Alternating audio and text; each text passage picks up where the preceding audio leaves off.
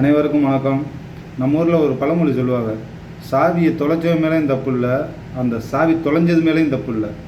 ஆனால் அந்த பூட்டு அங்கேயே தான் இருக்கும். ஆனால் அடி யாருக்கு விழுகும்? அந்த பூட்டுக்கு தான் விழுகும்.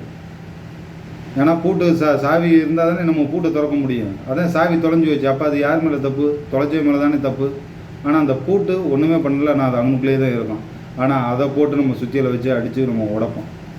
அதே மாதிரி தான் நம்ம மேலே எவ்வளோ விமர்சனங்கள் வந்தாலும் சரி, அதை நம்ம கண்டுக்கவே கூடாது. நம்ம மனச்சாட்சிக்கு நம்ம சரியாக இருக்கிறோமா, அவ்வளவுதான். முடிஞ்ச அளவுக்கு யார் மனதையும் புண்படுத்தாமல், நம்மளே 4 பேர் திட்டினாலும் சரி போ அப்படின்ட்டு பேசாமல் போய்கிட்டே இருக்கணும். ஏன்னா அடுத்த நிமிஷம் நமக்கு நிச்சயம் இல்லாத வாழ்க்கையாக இருக்குது. அரசன் நன்று கொள்வான், தெய்வம் நின்று கொள்ளும்னு சொல்லுவாங்க. அதே போல தான் நம்மளை துப்புறவங்க துப்பிட்டு போகட்டும். முடிஞ்ச அளவுக்கு நம்மளும் மனச்சாட்சியோட வாழ பார்ப்போம். எதுக்கு தேவையில்லாமல் விமர்சனங்களுக்கு நம்ம பதிலடி கொடுத்துக்கிட்டு, நம்மளை திட்டுறவங்கள நம்மளும் போய் திட்டிக்கிட்டு, அது தேவையில்லாத சண்டை தான். அது தேவையில்லாத வெறுப்பை தான் உண்டு பண்ணணும். அதனால் யார் என்ன சொன்னாலும் காதில் வாங்கக்கூடாது. நம்ம வேலை என்ன, நம்ம எதை நோக்கி போய்கிட்டு இருக்கிறோம். இப்போ நம்ம போய்கிட்டு இருக்கையில் நமக்கு 1008 பிரச்சனை வரும். அதெல்லாம் ஒதுக்கி விட்டுட்டு தான் போகணும். சில விஷயங்கள் தேவையாகவும் வரும், சில விஷயம் தேவையில்லாத வரும். அதெல்லாம் நம்ம ஒதுக்கி விட்டு போகணும். நம்ம எந்த நேரமும் நம்ம நல்லவனாகவும் இருக்க முடியாது. ஏன்னா அந்த சமுதாயம் நம்ம நல்லவனாகவும் இருக்கவும் விடாது.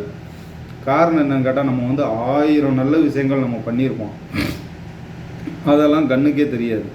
ஏதோ ஒரு இடத்துல நம்ம சின்னதாக ஒரு தவறு பண்ணியிருப்போம். அந்த தவறை சொல்லி காமிச்சு இந்த சமுதாயம் நம்மளை அந்த ஒரு வட்டத்துக்குள்ளே தான் வச்சுருக்கோம். ஏன்னா அவங்களுக்கு தேவை நம்மளை ஏதோ ஒரு விஷயத்தில் போட்டு நம்மளை அடிக்கணும். அவங்களுக்கு அந்த விஷயம் தேவைப்படுது. அந்த விஷயத்தில் அவங்க சொல்லி நம்மளை அடிக்கல, நம்ம துவண்டு போனோம்னா அவங்க ரொம்ப சந்தோஷப்படுவாங்க. அந்த சந்தோஷத்தை கூட நம்ம எதிரிக்காக இருந்தாலும் துரோகிக்காக இருந்தாலும் நம்ம கொடுக்கக்கூடாது. நடக்கிறது ஆண்டவன் பார்த்துக்குருவான். ஆனால் முடிஞ்ச அளவுக்கு நம்ம மனச்சாட்சியோட நம்மளாம் அந்த உலகத்தில் நம்ம நினச்சிக்கிருக்கோம் பெரிய ஆள் சின்ன ஆள் அப்படின்னு. அதெல்லாம் எதுவுமே கிடையாது. ஒரு புள்ளி அளவுக்கு தான் நம்ம வாழ்ந்துருக்கோம். நமக்கு மேலே எவ்வளோதோ பேர் இருக்கா, நமக்கு மேலே நம்மளை படைத்த பிரம்மன் இருக்கார், கடவுள் இருக்காங்க, எவ்வளோதோ பேர் இருக்காங்க. அதெல்லாம் தாண்டிங்க நீ போட்டி என்ன போகுது? வாழ்கிறது ஒரு வாழ்க்கை. அடுத்த ஜென்மத்தில் நம்ம பிறக்க போகிறோமா? அதே பெத்த தாய் தகப்பனுக்கு பிறக்க போகிறோமா? இல்லை அதே ஊரில் அதே மண்ணில் நம்ம பிறக்க போகிறோமா? அடுத்த ஜென்மத்தில் என்னமோ பிறக்க போகிறோம்னா நமக்கு தெரியாது.